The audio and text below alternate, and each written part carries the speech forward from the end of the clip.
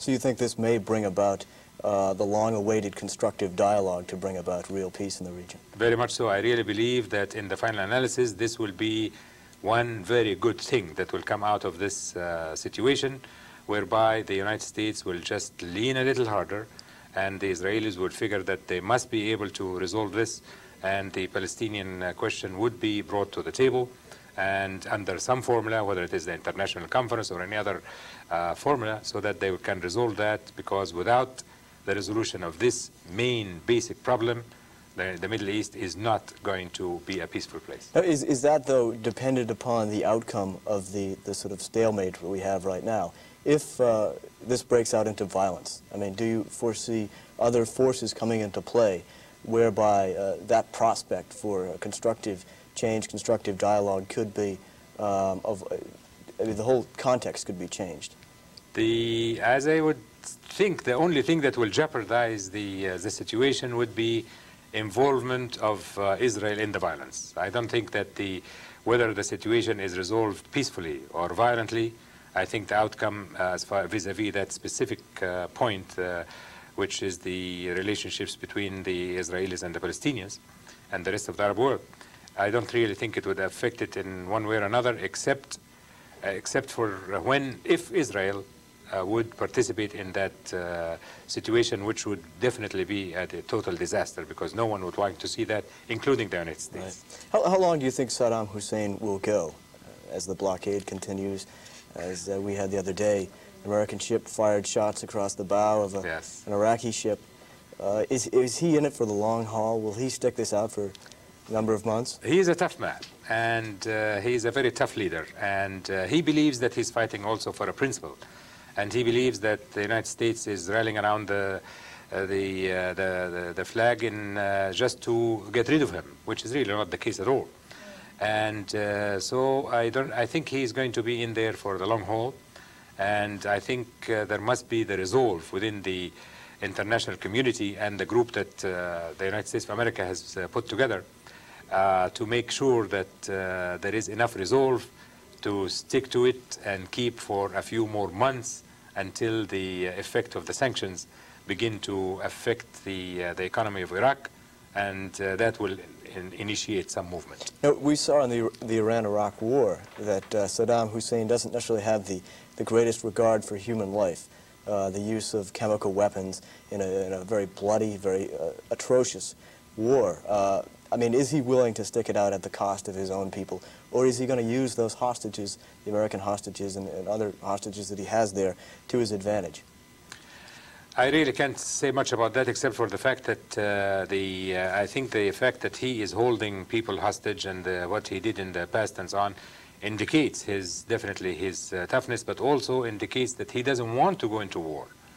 If I'm saying that I'm going to use people as shields, that really means that I don't want this, and I'm keeping these people so that you stay away from me. I don't want to start anything. How about George Bush? Do you believe that he sees those hostages as something that he can't afford to sacrifice, or is he willing to stick it out in spite of the fact that Saddam Hussein is holding those hostages over his head? I think any politician would think twice before he would commit lives to a battle, and particularly if the battle is not really to protect the basic interest of the United States around their borders or whatever. But I really think that President Bush is going to take everything in consideration.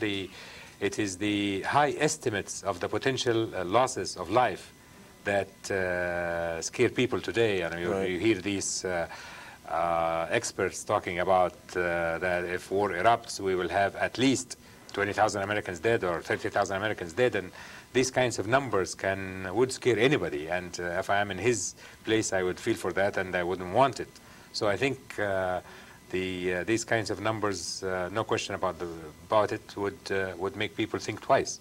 Now, what about the threat of war in the Middle East? How are people viewing that in, say, Egypt, where you're from, and some of the other countries that you visited? You spoke about that new patriotism that seems to emerge. Do you believe that patriotism is going to support any aggression against Saddam Hussein, or do you feel that are people scared of war? No, it is. I thought that people would have apprehension about the war, but in Egypt specifically, people are completely and totally supportive of President Mubarak and his moves in support of the United States of America's policy.